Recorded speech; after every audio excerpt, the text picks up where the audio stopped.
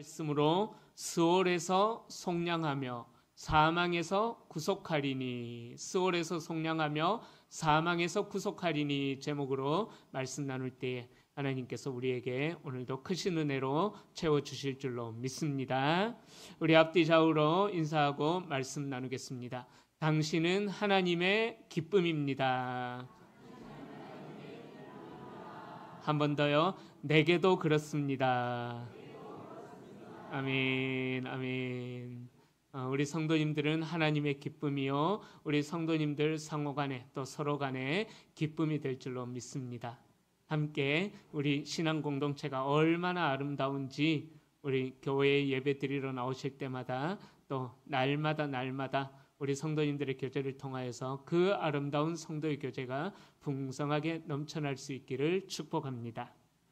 자, 겨울이 깊어지면은 모든 것이 죽은 것처럼 보여집니다. 나무도 바싹 메마른 것 같고 또 이파리도 다 떨어지고 앙상하게 가지를 드러내면서 그렇게 다 죽어버린 것처럼 보여집니다. 또 땅은 얼어붙어서 풀 한 포기조차 찾아보기도 어려운 것이 추운 겨울입니다. 눈으로 보이는 풍경은 그저 너무나 황량할 정도로 겨울이 되면은 메말라 있다라는 것이 느껴지기도 합니다.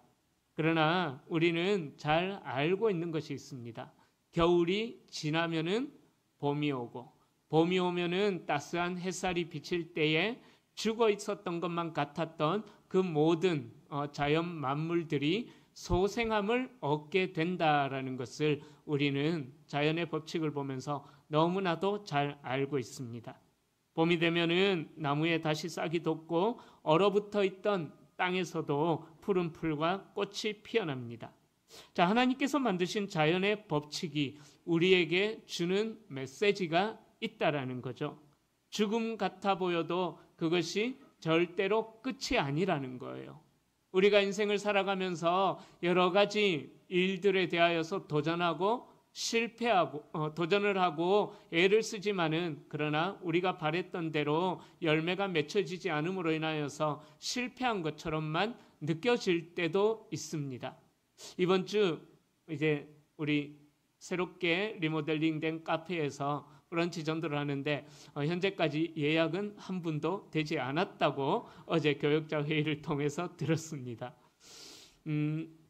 이 전도 행사를 하면서 음식을 준비한 사람들끼리만 나눠 먹게 되는 그러한 일들이 일어날지도 모르겠지만은요. 그러나 그렇게 되지 않기를 바라지만은 그러나 우리가 원하는 대로 또 일이 되어지지 않을 수도 있다라는 거죠. 그러나 하나님께서는 이 자연 만물이 사계절이라는 이 계절을 통하여서 죽었던 그 땅을 다시 생명의 땅으로 회복시켜 주시는 것처럼 하나님께서는 우리의 실패가 끝이 아니라 우리가 겪고 있는 죽음과 같은 고난이 우리의 인생에서 끝이 아니라 이 고난이 끝나면은 다시 봄처럼 소생케 되는 그러한 은혜를 주시겠다라고 오늘 본문에서 우리에게 선포하고 있습니다. 하나님은 자연 속에 회복의 원리를 심어 두신 것처럼 우리의 삶 속에서도 회복의 원리, 소생케 하는 원리, 부흥의 원리를 하나님께서는 우리의 삶에 심어 두셔가지고 우리의 영혼이 비록 좌절할 수도 있고 쓰러질 수도 있지만 그러나 그것이 끝이 아니라 다시 소생케 하시는 하나님의 은혜를, 그 회복의 은혜를 누리게 하신다라는 것입니다. 우리가 계속해서 호세아서 말씀을 살펴보고 있는데 이제 오늘이 지나면은 다음 주가 마지막 시간이 됩니다.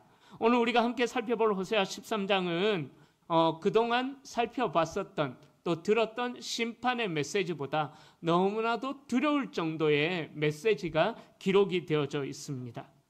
마치 한겨울처럼 차갑고 너무나 무거운 심판의 메시지가 선포되어집니다. 이스라엘 백성들은 그렇게 실패해 버렸습니다. 그러나 하나님께서는 그 이스라엘 백성들의 실패가 절대로 끝이 아니다라는 것을 오늘 본문에서 선포하십니다. 하나님은 실패한 이스라엘을 심판을 통해서 다시 회복을 이루시고 새로운 생명을 주시겠다라고 오늘 본문에서 선포하고 있는 것입니다.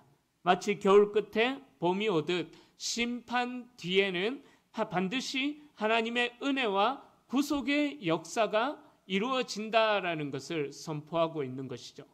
제가 참 좋아하는 말이 있습니다. 자주 하는 말인데, 하나님께서는 우리의 죄악을 끝내기 위하여서 끝장내신다. 저는 이 말을 참 좋아합니다.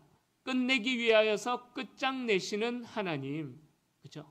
하나님이 우리의 죄악을 심판하시는 것은 우리를 그냥 무너뜨리고 우리의 모든 것들을 끝내기 위함이 아니다라는 거예요. 하나님만을 바라보고 있지 않는 우리의 마음들, 세상을 향해 있던 우리의 마음들을 이제 스탑, 끝내기 위하여서 하나님은 우리를 때로는 고난이라는 것을 통해서 완전히 끝장을 내버리실 때도 있다라는 것입니다. 그러나 그 끝내기 위하여 끝장내시는 것이 하나님의 마지막이 아니라는 거예요. 결국은 하나님께서 모든 것을 다 끝장내신 후에 다시 하나님의 백성으로, 또 거룩한 하나님의 사람으로 하나님께서는 우리들을 세워가신다라는 것입니다. 오늘 본문은 그런 메시지를 우리에게 전해주고 있는 것입니다. 메마르고 죽은 것 같아 보여도 스월에서 속량하고 사망에서 구속하시는 그 하나님의 메시지가, 그 사랑의 음성이 우리에게 들려지고 있는 것입니다. 오늘 본문은 우리에게 이 어둡고 무거운 현실을 뛰어넘는 희망의 메시지를 선포하고 있다라는 거죠. 하나님께서는 절망적인 이스라엘 백성들을 향하여서, 그리고 죽음 앞에 서 있는 우리 모두를 향해서 오늘 이렇게 선포하고 계시는 거예요. 14절 말씀이죠. 내가 그들을 스월의 권세에서 속량하며 사망에서 구속하리니 사망아 내 재앙이 어디 있느냐, 스월아 내 멸망이 어디 있느냐 라는 메시지를 하나님께서 우리에게 선포하고 계시는 것입니다. 이 말씀은 단순히 먼 미래의 약속이 아니라 지금 이 시대에 고난의 터널을 지나가고 있는 저와 우리 모든 성도님들에게 주시는 하나님의 회복의 메시지가 되는 것입니다. 우리의 삶 속에 역사하시는 놀라운 하나님의 은혜의 메시지가 바로 오늘 메시지가 되는 것입니다. 자, 호세아 13장은 이스라엘의 죄악과 그로 인한 심판을 너무나도 잔인할 정도로, 가혹할 정도로 묘사하고 있습니다. 우상 숭배와 교만으로 가득 찬 이스라엘은 결국 멸망의 길을 걷게 될 것이다 라고 경고합니다. 하지만 바로 그 절망의 끝에서 하나님은 이스라엘 백성들이 상상하지도 못했던 놀라운 회복의 은혜를 선포하고 계십니다. 하나님께서는 그들을 심판의 자리에서 끌어내고 죽음의 자리에서 끌어내고 멸망의 자리에서 끌어내서 그 죽음의 권세를 무력하게 하시는 분이시다라는 것을 선포하고 있는 것이죠. 이것이 바로 우리가 오늘 깊이 묵상해야 할 호세아 13장에서 이야기하는 중요한 주제인 것입니다. 자, 호세아 13장 초반부는 첫 번째로요, 이스라엘의 죄와 멸망에 대하여서 1절부터 11절에서 이야기합니다. 이 13장 초반부는요, 이스라엘의 처참한 영적인 상태를 적나라하게 보여주고 있습니다. 1절 말씀은 여전히 에브라임의 멸망을 선포하면서 시작합니다.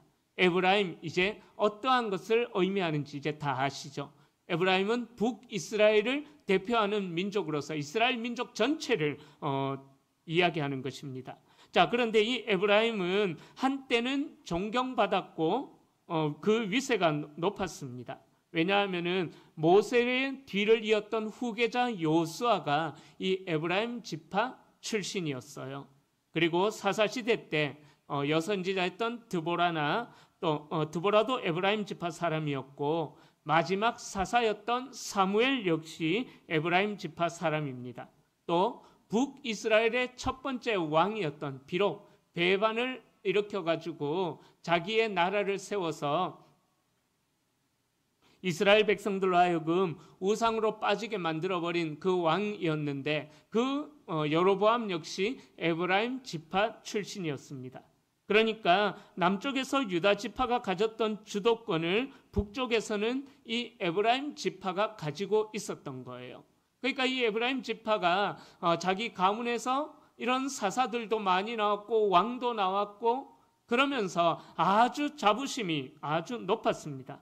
또 에브라임이 누구였냐면요, 요셉의 작은 아들이었어요. 그런데 할아버지였던 야곱이 손을 바꾸어서 오른손을 차자에게 얹고 왼손을 장자에게 얹어가지고 장자가 받을 축복을 에브라임이 받도록 할아버지 야곱이 손주에게 그렇게 축복을 해 주었습니다. 그렇기 때문에 이 에브라임은 자부심이 엄청났습니다. 자, 그런데 1절, 그래서 그런 자부심이 있었기 때문에 1절에 보면은요, 에브라임이 말을 하면은 그 말을 들은 사람들이 떨 정도다라고, 얼마나 그 말에 권위가 있었는지 떨 정도다라고 이야기를 하고 있습니다. 그런데 이제는 그렇지 않다라는 거예요. 예를 들자면 이런 거죠. 우리 대한민국이 예전에는 가부장적인 그런 제도가 아주 심한 나라였지 않습니까? 가정에서 아버지가 기침 한마디만 해도, 기침 한 번만 해도 온 가족이 아버지가 뭐 불편한 것이 없는가? 지금은 안 그렇죠, 그죠? 우리 할머니 되시는 권사님들, 집사님들, 성도님들 그런 시대를 살아오셨지 않습니까? 그죠? 그런데 요즘은 아버지가 말씀하시면은 TV 소리가 더 커지는 그러한 시대가 되었다고 합니다. 그만큼 아버지의 권위가 이제 약해진 그런 시대가 되었죠. 물론 그런 가부장적인 제도는 좀 바뀌어져야 할 필요성도 있습니다.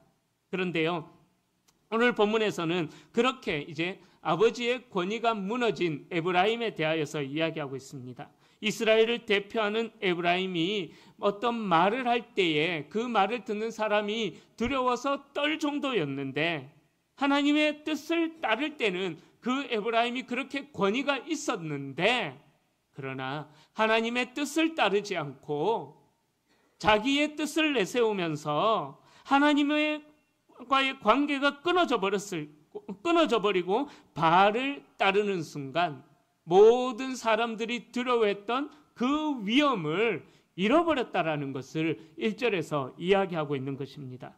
즉, 권위는 과거의 영광에서 나오는 것이 아니라 하나님과의 관계에서 그 권위의 영광이 나온다라는 것을 1절이 말씀하고 있습니다. 자, 그렇게 이스라엘은 바알이라는 우상을 섬기면서 하나님을 배신해 버렸습니다. 그 결과 그들의 영광은 한순간에 사라져버리고 그들은 결국 죽음에 이르는 멸망에 처해져 버리게 되었습니다. 오늘 본문에 보면은 해산할 힘이 없는 여인, 그리고 임신한 여인의 배가 갈라지는 것처럼 그렇게 처절하고도 비참한 멸망을 당하게 되었다라고 이야기하고 있습니다. 이 죽음은 단순히 육체적인 죽음만을 의미하는 것이 아닙니다. 이 죽음은 하나님과의 친밀했던 그 관계가 끊어져 버린 것을 의미하고 있는 것입니다. 그러니까 이어지는 구절들은 그들의 죄악들, 그렇게 친밀하면서 위엄이 있었고 권위가 있었던 그 에브라임의 권위가 어떻게 해서 사라지고 무너지게 되었는가? 어떻게 해서 멸망에 이르게 되었는가? 이어지는 구절에서 계속해서 이야기하고 있습니다. 이스라엘은 바알이라는 우상을 섬기고 또 자기의 지혜와 자기의 손으로 그러한 것들을 추구했다라는 것을 이야기하고 있습니다. 그들은 하나님을 떠나서 자기 방식대로, 자기 생각에 옳은 대로 자기들이 그냥 막 행하면서 하나님과는 전혀 상관없는 그런 삶을 살았다라는 거예요. 그들은 하나님을 떠나버렸는데, 그래서 자기 힘으로 살아가려고 했는데 3절은 그들의 삶이, 하나님을 떠난 그들의 삶이 얼마나 허망한 삶인지 지난번에도 한번 이야기하는 것이죠. 그들이 바람을 먹는 것과 같았다. 그 의미와 동일한 의미로 3절이 이야기하고 있는 거예요. 3절을 보면은 이러므로 그들은 아침 구름 같으며 쉬 사라지는 이슬 같으며 타작마당에서 광풍이 날리는 쭉정이 같으며 꿀뚝에서 나는 연기 같다라고 그렇게 이야기합니다. 즉 뭔가 있는 것 같기는 한데 그러나 따지고 보면은 아무것도 없다라는 거예요. 그들의 삶은 그렇게 허무하게 끝나버릴 것이다 라는 것을 하나님께서는 경고하고 있는 것입니다. 1절에서 에브라임의 말은 북이스라엘의 전체에 영향을 끼치고 그 공동체를 움직일 만큼 위험이 있었고 파급력을 가지고 있었지만 그 영향력이 하나님을 섬기는데 사용된 것이 아니라 이 에브라임이 오히려 이스라엘 백성들을 우상을 섬기는 곳으로 인도하고 데리고 갔다라는 것입니다. 그 영향력이 바알 숭배와 우상 숭배로 기울어져 버렸기에 결국 에브라임은 오늘 본문에 나오는 비참한 죽음과 같이 그렇게 멸망하게 되었다라는 것을 이야기하고 있는 것이죠. 여러분, 이것이 바로 우리의 인생입니다. 우리가 정말 소멸되기 위해서 살아가는 것은 아닌가 한번 생각해 보셨으면 좋겠습니다. 하나님께서 우리에게 은혜를 주셨고 우리에게 주신 은혜로 말미암아 우리는 날마다 천국을 누리면서 생명력이 넘치는 삶을 살아가야 되는데 그러나 우리가 하나님을 추구하지 않으므로 세상을 따름으로 인하여서 우리의 인생이 오늘 본문 3절에서 이야기하는 것처럼 아침 구름 같고 쉬 사라지는 이슬 같고 타작마당에서 광풍에 날리는 쭉정이 같고 꿀뚝에서 나는 연기처럼 우리의 인생이 소멸되어지기 위해서 살아가는 것은 아닌가. 여러분들의 신앙을 돌아볼 수 있기를 축복합니다. 소멸될 수밖에 없는 인생, 얼마나 비참한 인생입니까? 그런데 오늘 본문에서는 우리가 그렇게 될 수 있다라고 이야기하고 있는 것입니다. 자신의 유익을 위하여서 우상을 쫓아 살아가는 인생은 결국 소멸되기 위해서 살아가는 비참한 인생이다라는 거죠. 그러나 하나님께서는 그렇게 소멸되기 위해서 살아가는 이스라엘 백성들을 그냥 내버려 두지 않으십니다. 4절에 보면은요, 과거의 은혜를 다시 회상시키십니다. 4절에 보면은 그러나 애굽 땅에 있을 때부터 나는 내 하나님 여호와로라 그렇게 말씀하고 있습니다. 하나님께서는 이 사실을 말씀하시고 싶으셨던 것입니다. 하나님은 그들을 애굽의 종살이에서 이끌어낸 구원의 하나님입니다. 그렇게 출애굽시킴으로 인해서 너희들을 구원할 자는 나 외에는 아무도 없다라는 것을 하나님은 말씀하고 있는 것입니다. 그 말씀을 하고 싶으셨던 것입니다. 하지만 안타깝게도 이스라엘은 그 하나님의 사랑과 은혜를 잊어버리고 교만에 빠져버렸다라는 거죠. 그 교만했던 사실을 6절에서 이어서 계속 이야기합니다. 그들이 먹여준 대로 어땠대요? 6절에 보면은 먹여준 대로 배가 불렀대요. 그죠? 그들의 마음이 교만하여서 이로 말미암아 나를 잊어버렸다라고 이야기해요. 하나님으로부터 그렇게 많은 은혜를 받았는데 그것을 자기 배를 불리는 곳으로 사용하였고 하나님을 잊어버리고 우상으로 나아가는 것, 그것으로 바뀌어버렸다라는 것입니다. 그들은 하나님의 축복을 누렸지만 결국은 축복의 근원이신 하나님을 잊어버렸다라는 것을 오늘 본문에서 경고하고 있습니다. 여러분, 이것이 오늘날 우리의 모습과도 다르지 않습니다. 세상의 과학이 너무나 발달해서 우리는 풍요로움 가운데 살아가고 있습니다. 그러나 오히려 이 풍요가 우리를 더욱더 빈곤하게 만들고 있는 것은 아닌지, 하나님을 잊어버리게 만들고 하나님을 기억하지 못함으로 말미암아 세상으로 더 나아가게 만드는 그러한 빈곤이 가득한 풍요가 아닌지, 거짓 풍요가 아닌지 우리가 누리고 있는 이 삶을 돌아봐야만 합니다. 사람들은 물질적 풍요와 안락함 속에서 하나님을 더 잘 섬기겠다라고 소망을 합니다. 그러나 잘 돌아보면은요, 우리에게 풍요가 있을수록 우리는 하나님을 섬기기보다 오히려 그 풍요를 가지고 우리의 육신을 만족하게 하는 일에 더 많이 달려가고 있었던 것은 아닌지 우리는 돌아봐야만 합니다. 왜 그럴까요? 하나님을 잊어버렸기 때문이에요. 불로장생을 꿈꾸면서 불로초를 찾아 헤매었던 진시황처럼 헛된 풍요에 대한, 거짓된 풍요에 대한 인간의 집착이 오히려 인간의 한계를 깨닫게 해버렸고 인간의 소멸을 향해 달려가는 인생이 될 수밖에 없었다라는 것을 오늘 본문에서 우리에게 지적하고 있습니다. 자, 그렇게 하나님을 떠난 이스라엘의 운명의 비참함을 하나님은 이제 7절과 8절에서 강력하게 경고하고 계십니다. 어떻게 해요? 사자와 표범같이 이스라엘을 대하겠다라는 거예요. 새끼 잃은 곰과 암사자같이 이스라엘을 대하겠다라는 거예요. 얼마나 무서운 심판입니까? 하나님은 더 이상 이스라엘을 보호하시는 목자가 아니라 그들을 갈기갈기 찢어버리시는 심판자가 되시겠다라고 하나님이 작정하시고 이스라엘 백성들에게 말씀하시는 것입니다. 왜 그렇게 되었을까요? 이들에게 이 이스라엘 백성들은 거짓된 풍요에 속아서 세상을 추구했기 때문인 것입니다.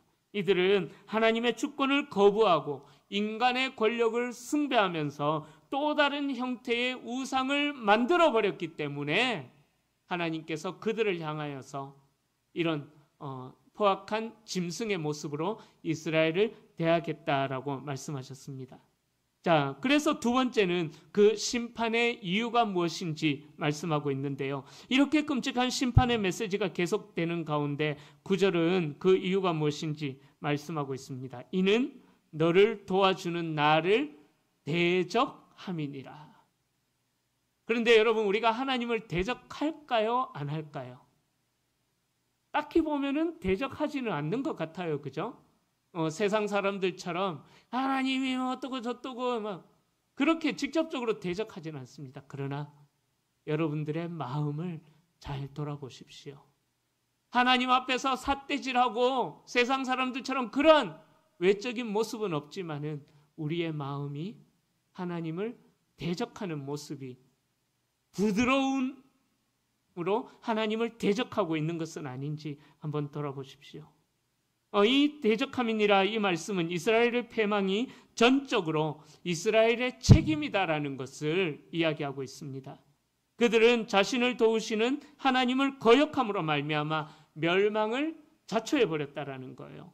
이 구절은 단순히 심판의 선언을 넘어서 죄악 가운데 늘 거하고 있는 우리 인간들의 근본적인 본질적인 실상을 깨닫게 합니다.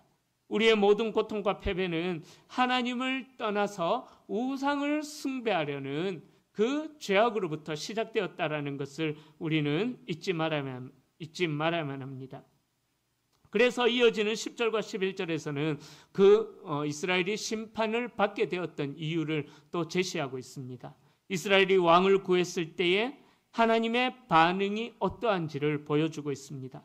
하나님께서는 왕을 구하는 이스라엘 백성들의 요구를 들어주셨습니다. 그러나 그 이스라엘의 백성의 요구를 들어주신 결과가 축복이 아니라 오히려 저주가 되어버렸다라는 거예요. 사사시대 때 이스라엘 백성들이 하나님께 요구합니다. 우리도 골리앗 같은 왕을 주십시오. 우리도 눈에 보이는 우리를 다스리는 왕을 주십시오. 하나님이 왕으로 계시는데도 불구하고 이스라엘 백성들은 하나님을 왕으로 인정하거나 섬기지 않았다라는 거예요.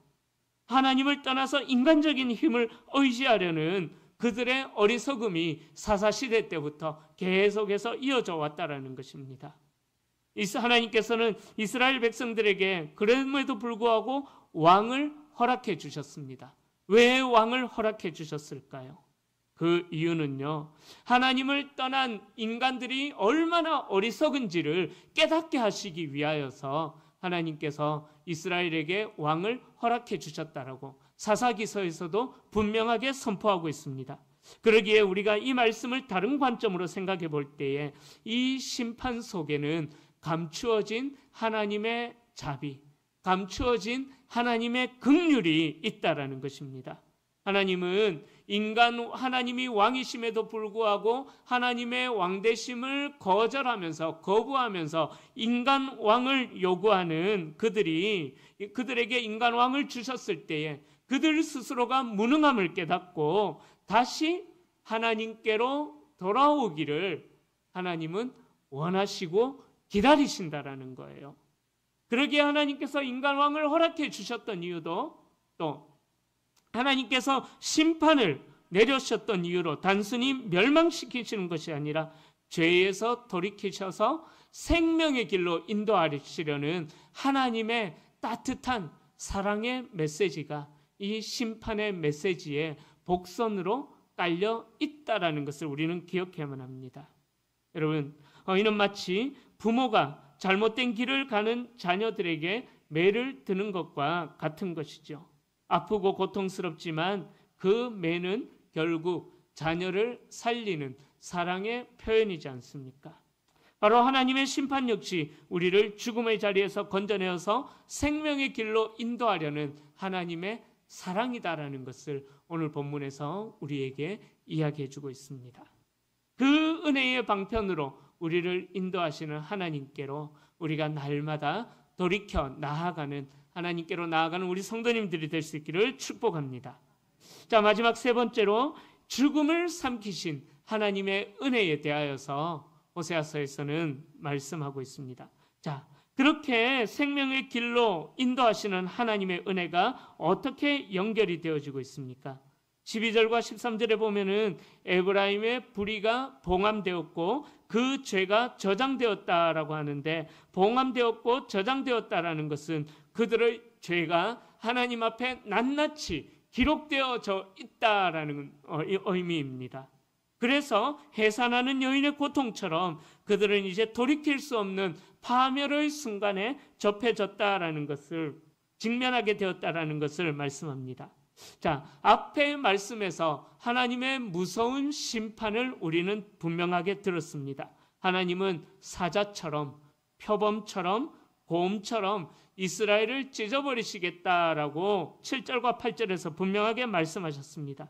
그들은 하나님을 버리고 우상을 의지했기 때문입니다. 참으로 무섭고 두려운 말씀입니다. 그러나 그렇게 하나님의 심판의 말씀이 선포되어지는 바로 그 순간에 하나님은 또 어떤 말씀을 선포하시느냐? 14절에 하나님의 놀라운 은혜가 선포되고 있습니다. 역시 오늘 암송 구절인데요. 말씀을 매주마다 이렇게 나가는 암송 구절, 여러분들이 꼭 한 주에 한 절씩은 꼭 암송하셨으면 좋겠습니다. 우리 14절 전혀 다른 하나님의 음성이 들려오는데 14절 말씀 함께 읽어보겠습니다. 내가 그들을 스올의 권세에서 속량하며 사망에서 구속하리니 이 어디 있느냐? 뉘우침이 내 눈앞에서 숨으리라. 아멘. 여기서 스올은 무덤, 지옥, 죽음의 세계를 의미합니다. 하나님은 그들을 무덤의 권세, 죽음의 절대적인 지배 아래 내버려 두지 않으시고 속량하시고 구속하시겠다라고 말씀하십니다.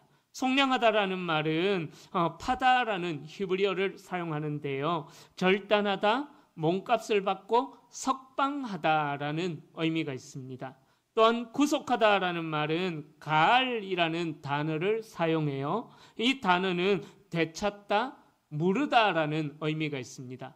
이는 우리가 주일 오후에 살펴보고 있는 룻기의 말씀을 통하여서 우리가 잘 배우고 있죠. 바로 고엘 제도, 그죠? 기억나시죠? 고엘 제도와 똑같은 의미인 것입니다. 즉 속량과 구속은 노예 상태에서 값을 치르고 자유를 얻는 것을 의미합니다. 여기서 우리는 심판이 끝이 아니라는 하나님의 마음을 다시 우리는 보게 됩니다. 하나님께서는 깨어진 이스라엘을 다시 붙잡으시고 회복시키신다라는 거예요. 이 말씀은 심판과 멸망의 노래가 절정에 이르렀던 그 순간에 갑자기 울려 퍼지는 하나님의 구원의 찬가가 되는 것입니다. 일본의 전통 기술 중에 킨츠기라는 기술이 있습니다. 들어보셨습니까? 킨츠기라는 기술. 이 킨츠기라는 기술은 뭐냐 하면은 깨진 도자기를 그냥 버리지 않는 거예요. 깨진 도자기에다가 금가루와 옷으로 옷으로 이어 붙이는 기술입니다. 흥미로운 것은 그릇이 깨졌다라고 해서 버리는 것이 아니라 오히려 금으로 보강해가지고 그 깨진 부위를 금으로 보강해가지고 원래보다 더 아름답고 원래보다 더 귀하게 만드는 기술이다라는 거예요. 그러나 흠집은 사라지지는 않아요. 흠집은 사라지지 않지만은 그러나 그 킨츠기라는 기술로 새롭게 만들어진 그 깨어진 그릇은 더 큰 가치가 또 더 빛나는 가치가 있다라고 이야기를 합니다. 여러분, 하나님께서도 우리를 다루시는 방법도 이와 같습니다. 우리의 죄로 인하여서 우리는 산산이 부서지고 깨어져 버릴 수도 있습니다. 그러나 우리의 깨어진 마음을 하나님께서는 절대로 그냥 내버려 두지 않으신다라는 거예요. 오히려 은혜라는 금으로 우리의 깨어진 상처, 우리의 마음에 좌절된 상처들을 다 은혜로 붙이셔가지고 우리를 더 귀한 그릇으로 우리들을 사용하신다라는 것입니다. 그래서 우리의 상처는 우리의 아픔의 증거이기도 하지만 우리의 실패의 증거이기도 하지만 그래서 우리의 무너지는 증거이기도 하지만 그러나 우리에게 있는 상처는 하나님의 은혜의 역사가 하나님의 은혜의 증거가 된다라는 거예요. 우리의 실패가 하나님의 사랑을 드러내는 증거가 된다라는 것을 오늘 말씀이 우리에게 알려주고 있습니다. 이스라엘의 죄는 너무나 컸습니다. 그러나 이스라엘은 하나님의 심판 속에서도 여전히 하나님의 속량과 구속의 대상이다라는 것을 오늘 본문에서 선포해 주고 있습니다. 그 킨축이라는 기술로 인하여서 그 깨어진 그릇이 아름다운 금그릇으로 다시 태어나는 것처럼 하나님은 우리를 버리지 않으시고 우리를 다시 회복시키시고 귀하게 사용해 주시겠다라는 거예요. 사랑하는 성도님들, 혹시 우리의 삶에도 깨어진 부분이 있을 것입니다. 무너진 관계, 또 끊어지지 않는 반복되는 죄악들, 지워지지 않는 상처가 있을 것입니다. 그러나 그것이 끝이 아닙니다. 그렇게 상처 많은 우리 인생에게 하나님께서는 오늘 우리에게 분명하게 선포하십니다. 내가 너를 스월의 권세에서 속량하리니, 내가 너를 사망에서 구속하리니. 이 말씀이 우리에게 선포되어지고 있는 것입니다. 그리고 이어지는 말씀을 보십시오. 사망아, 너의 재앙이 어디 있느냐? 스월아, 너의 멸망이 어디 있느냐? 이 말씀은 마치 전쟁에서 승리한 장군이 패배한 적을 향하여서 조롱하듯 외치는 선포인 것입니다. 사망과 스월은 더 이상 우리를 지배할 힘이 없게 되어버린 것입니다.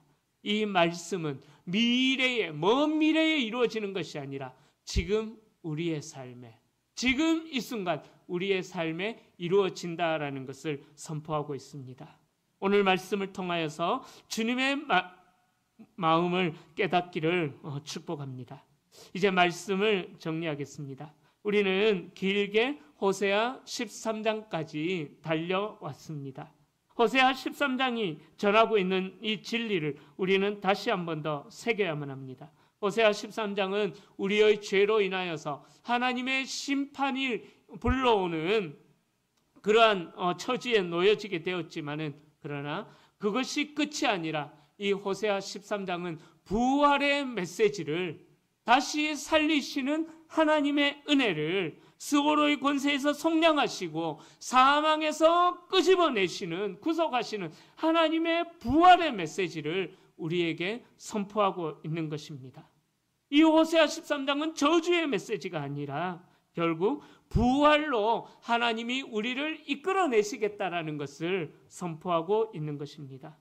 우리가 생각할 때에 하나님을 배신함으로 우리의 모든 것이 끝나버렸다라고 생각할 수도 있습니다. 그러나 우리가 하나님께 드렸던 배신감보다 더 크신 하나님의 은혜와 사랑이 우리를 감싸고 우리를 붙들고, 그래서 더 나아가서 우리를 회복시키신다라는 것입니다. 여러분, 호세아라는 이름의 뜻은 여호와는 구원자이시다라는 뜻입니다. 다음 주에 다시 말씀드릴 거예요. 호세아라는 이름의 뜻은 여호와는 구원자이시다라는 뜻입니다. 이 사실을 13장까지 우리가 호세아를 묵상하면서 점점 더 깊이 알아가고 있는 것입니다. 사랑하는 성도님들, 기억하십시오. 우리의 패망은 하나님을 대적할 때 그때부터 시작이 되어집니다. 그러나 하나님께서는 우리가 아무리 깊은 죄와 절망의 늪에 빠져 있을지라도 우리를 버리지 않으시고 구원하기를 원하신다라는 이 하나님의 음성을 들을 수 있기를 축복합니다. 우리의 마지막 순간이라고 할지라도 우리는 두려워하지 않고 사망아, 너의 재앙이 어디 있느냐? 스오라, 네가 주는 멸망이 어디 있느냐? 라고 외치면서 비록 실패한 삶이라고 할지라도 그 실패한 자리에서 다시 하나님께로 돌이키면서 우리를 사망과 스올에서 구속하시는 하나님의 은혜를 찬양하면서 하나님의 풍성함을 누리며 살아가는 영원한 생명의 소망 가운데 거하며 살아가는 우리 성도님들이 다 되시기를 주님의 이름으로 간절히 축원합니다. 하나님 아버지.